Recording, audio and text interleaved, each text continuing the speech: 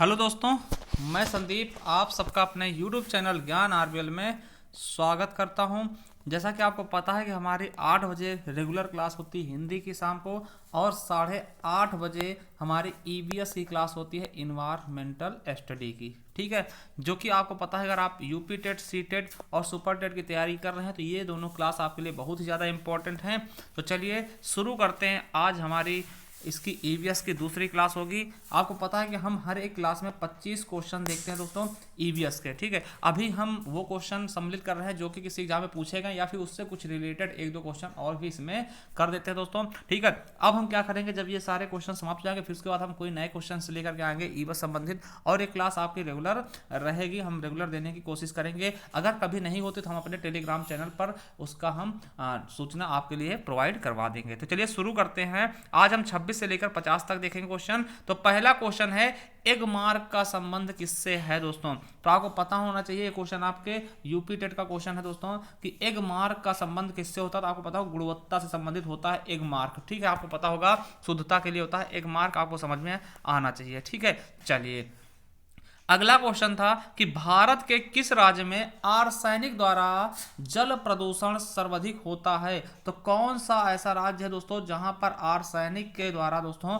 सबसे ज्यादा जल प्रदूषित होता है, ये आपको बताना है। तो वो कहां पर है, पश्चिम बंगाल में दोस्तों। कहां पर, पश्चिम बंगाल में। तो हमारा क्या हो जाएगा, पश्चिम बंगाल दोस्तों। और आपको याद रखना पश्चिम बंगाल में क्या हुआ कि भारत का पहला टायर पार्क भी हाल ही में खोला गया है, और यहाँ पर सबसे बड़ा सौर ट्री भी लगाया गया है। ठीक, कहाँ पर, पश्चिम बंगाल में। पश्चिम बंगाल ममता बनर्जी वाला क्षेत्र। ठीक है, चलिए अगला क्वेश्चन है, ग्रीन पीस इंटरनेशनल का मुख्यालय कहाँ अवस्थित है। तो कहाँ पर है, एम्स्टर्डम दोस्तों। कहाँ पड़ता है, नीदरलैंड में दोस्तों। और नीदरलैंड क्या है, राजधानी है। चलिए अगला क्वेश्चन क्या है, वन्य जीव सुरक्षा अधिनियम पारित कब किया गया था। ये भी क्वेश्चन आपके एग्जाम में पूछा गया है दोस्तों। तो कब पारित किया गया था, तो आपको पता होना चाहिए कब, 1972 में। कब दोस्तों, 1972 में। चलिए अगला क्वेश्चन क्या है, नेक्स्ट क्वेश्चन आपका, कि भारत में प्रोजेक्ट टाइगर कब प्रारंभ किया गया। कब प्रारंभ किया गया दोस्तों, तो अप्रैल 1973 में क्या प्रोजेक्ट टाइगर चलाया गया दोस्तों। ठीक है, टाइगर को बचाने के लिए क्या चलाएगा, अभियान चलाएगा प्रोजेक्ट टाइगर। कब पूछा गया, तो कब चलाएगा दोस्तों, 1973 में। ये क्वेश्चन भी कई बार आपसे पूछा जा चुका है। अब देखिए आपके लिए बढ़िया क्वेश्चन है कि भारत के टाइगर मैन ऑफ इंडिया के नाम से किसे जाना जाता है। तो भारत में टाइगर मैन ऑफ इंडिया के नाम से किसे जाना जाता है, तो आपको पता होना चाहिए कैलाश सांखला को दोस्तों। इनका बहुत बड़ा योगदान था प्रोजेक्ट टाइगर में दोस्तों। ठीक है, तो इन्हें हम किस नाम से जानते हैं, टाइगर मैन ऑफ इंडिया। किसको, कैलाश सांखला को। याद रखेंगे, क्वेश्चन आएगा कि टाइगर मैन ऑफ इंडिया कौन है, तो कैलाश सांखला दोस्तों। ठीक है, चलिए अगला क्वेश्चन है, विश्व प्रवासी पक्षी दिवस 9 मई को मनाया जाता है, जिसका 2020 का थीम क्या था। देखिए पक्षी दिवस तो आपको पता होगा वो अलग है, विश्व प्रवासी पक्षी दिवस कब मनाया जाता है, 9 मई को। और इसका थीम क्या था 2020 का, तो बर्ड्स कनेक्ट अवर वर्ल्ड दोस्तों। ठीक, तो ये इसका क्या था, थीम था। इस साल का थीम था 2020 का दोस्तों। ठीक है, तो याद रखेंगे, क्वेश्चन पूछे जा सकते हैं। चलिए अगला क्वेश्चन क्या है, देखिए यहाँ से दो क्वेश्चन बनेंगे कि प्रवासी पक्षी दिवस कब मनाता है, विश्व प्रवासी पक्षी दिवस, तो आपको 9 मई बताना है। अगर पूछ ले थीम क्या है तो आपका ये हो जाएगा। चलिए अगला क्वेश्चन है, भारत में राष्ट्रीय पक्षी दिवस कब मनाया था दोस्तों। तो भारत में राष्ट्रीय पक्षी दिवस कब मनाता है, 12 नवंबर। याद रखेंगे, देखिए अगर प्रवासी पक्षी दिवस पूछेगा वो अलग चीज है, भारत का यानी राष्ट्रीय पक्षी दिवस पूछेगा तो 12 नवंबर आपको बता देना है। ये क्वेश्चन आपको कहीं कंफ्यूज नहीं करना चाहिए। ठीक है, तो याद रखेंगे। अब देखिए किसके जन्म दिवस पर मनाया जाता है पक्षी दिवस, तो उसके बारे में बात करते हैं। देखिए क्वेश्चन आ गया है कि भारत में बर्ड मैन ऑफ इंडिया के नाम से किसे जाना जाता है, किस पक्षी वैज्ञानिक को जाना जाता है दोस्तों, बर्ड मैन ऑफ इंडिया के नाम से जानते हैं किसको,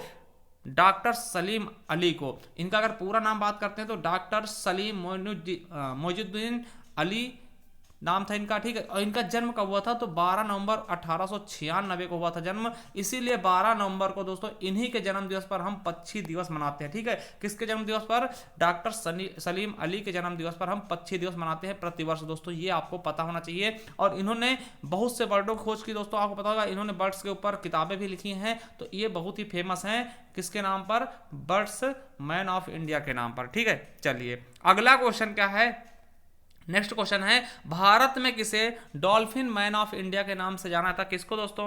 रविंद्र कुमार सिन्हा दोस्तों। ये कहाँ के हैं? बिहार के हैं दोस्तों, ठीक है। इन्होंने डॉल्फिन के ऊपर बहुत सारे शोध किए हैं दोस्तों, आपको पता होना चाहिए, ठीक है। तो ये बिहार के हैं, बहुत अच्छे हैं, ठीक है। तो इनको याद रखेंगे। डॉल्फिन मैन ऑफ इंडिया के नाम से किसे जानते हैं? तो रविंद्र कुमार सिन्हा को दोस्तों डॉल्फिन मैन ऑफ इंडिया के नाम से जानते हैं दोस्तों, ठीक है। चलिए अगला क्वेश्चन क्या है, फूलों की घाटी किस राज्य में अवस्थित है? देखिए आपके यूपी टेट का क्वेश्चन है कि फूलों की घाटी किस राज्य में अवस्थित है? तो उत्तराखंड में है। किसे बोलते हैं? तो चमोली को हम फूलों की घाटी बोलते हैं, ये उत्तराखंड में पड़ता है, ये आपको पता होना चाहिए, ठीक है। तो याद रखेंगे फूलों घाटी कौन सी है? चमोली। कहां पड़ता है? उत्तराखंड में। चलिए अगला क्वेश्चन है, कोटोपैक्सी एक जागृत ज्वालामुखी है जो अवस्थित है तो कहां पर? एंडीज पर, ठीक। कहां पर है? एंडीज पर्वत, ठीक है। तो ये याद रखेंगे दोस्तों, ये भी क्वेश्चन आपके यूपी टेट का है, वहीं से हमने इसे लिया है दोस्तों, ठीक है। चलिए अगला क्वेश्चन क्या है, 38 नंबर, घास भूमि क्षेत्र के परितंत्र की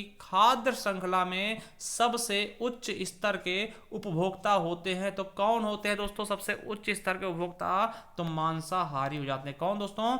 मांसाहारी हो जाते हैं, ये भी आपको याद रखना है, ठीक है। तो चलिए अगला क्वेश्चन देखते हैं, 39 नंबर, सरिस्का राष्ट्रीय उद्यान अवस्थित है कहां पर है? तो आपको बता दें कहां पर है, ये राजस्थान में दोस्तों। कहां पर है? राजस्थान में ये उद्यान अवस्थित है। चलिए अगला क्वेश्चन क्या है, अगला क्वेश्चन है, पारिस्थितिक तंत्र में ऊर्जा का मुख्य स्रोत कौन सा होता है? तो ये भी क्वेश्चन कई बार रिपीट हुआ है, तो याद रखेंगे सूर्य का प्रकाश दोस्तों वो इसका मुख्य स्रोत है, ठीक है। देखिए ये क्वेश्चन आपका कई बार पूछा गया, कौन सा? गिर वाला। तो ये बहुत ही ज्यादा इंपॉर्टेंट दोस्तों, गिर वन्य जीव अभ्यारण्य किस जीव का संरक्षण करता है? तो आपको पता है शेर का, बब्बर शेर का ना, एशियाई शेर का दोस्तों, याद रखेंगे एशियाई शेर, बब्बर शेर दोस्तों वही होता है, ठीक है। तो उसका अभ्यारण्य कौन करता है? गिर। अब क्वेश्चन पूछा गिर कहां पे है? तो गिर से गुजरात याद रख लेना, तो गुजरात में दोस्तों गिर अभ्यारण्य पड़ता है। बहुत ही बार क्वेश्चन पूछा गया आपके यूपी टेट में, हर एक बार पूछाता है क्वेश्चन, हमने देखा भी है, ठीक। तो गिर कहां पे? गुजरात में। किसके लिए? तो बब्बर शेर के लिए, एशियाई शेर के लिए, ठीक है। तो किसी भी प्रकार से क्वेश्चन पूछे घुमा फिरा के आपको आंसर याद रखना है, ठीक है। चलिए अगला क्वेश्चन है, ग्रीन मफलर संबंधित है दोस्तों किससे? ध्वनि प्रदूषण से, ठीक है। किससे दोस्तों? ध्वनि प्रदूषण से। मफलर क्या होता है दोस्तों? कान में बांधने वाला, हम जानते हैं अगर ज्यादा शोर होता तो कान में बांध देते तो क्या होता? आवाज हमें कम सुनाई देती है, तो इस वजह से याद रखेंगे ध्वनि प्रदूषण से दोस्तों ग्रीन मफलर संबंधित है, ठीक है। चलिए अगला क्वेश्चन क्या है, कौन सा सागर यूरोप को अफ्रीका से अलग करता है? ये भी क्वेश्चन हमने यूपी टेट से निकाला है, ठीक है। तो कौन सा है? तो भूमध्य सागर, याद रखें कौन सा? भूमध्य सागर दोस्तों। चलिए अगला है, अंतरराष्ट्रीय ओजोन दिवस मनाया जाता है, तो कब मनाया था दोस्तों? 16 सितंबर को दोस्तों। क्या? 16 सितंबर को ओजोन दिवस मनाया था। और एक बात आप याद रखेंगे कि ओजोन से दोस्तों हर एक शिफ्ट में लगभग एक आध क्वेश्चन मिल जाता है आपके यूपी टेट में। हमने देखा है कि हर बार के हम देखते हैं, जब प्रीवियस ईयर पेपर देखते हैं तो उसमें हमें ओजोन से कहीं ना कहीं क्वेश्चन मिल जाता है। तो इसका हम एक सेपरेट वीडियो बनाने वाले, एक ही वीडियो में सारे क्वेश्चन ओजोन से संबंधित जितने भी बनते हैं सब कुछ हम उसमें सम्मिलित कर देंगे, कोई भी क्वेश्चन उससे बाहर नहीं जाएगा, ठीक है।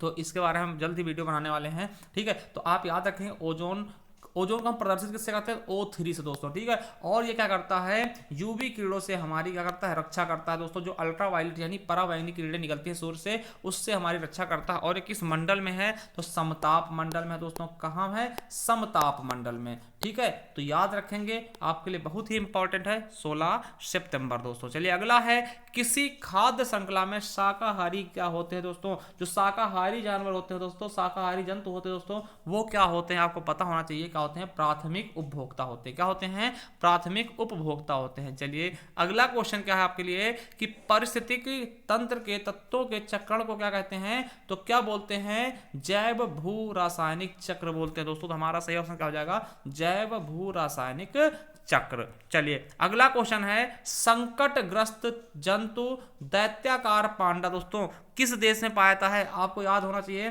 दैत्याकार पांडा किस देश में पाया जाता है? तो चीन का है दोस्तों। ये याद रखेंगे, ये क्वेश्चन भी आपके यूपी टेट का ही है दोस्तों, ठीक है। चलिए अगला क्वेश्चन है, किस देश में क्रिसमस का त्योहार गर्मियों में मनाया जाता है?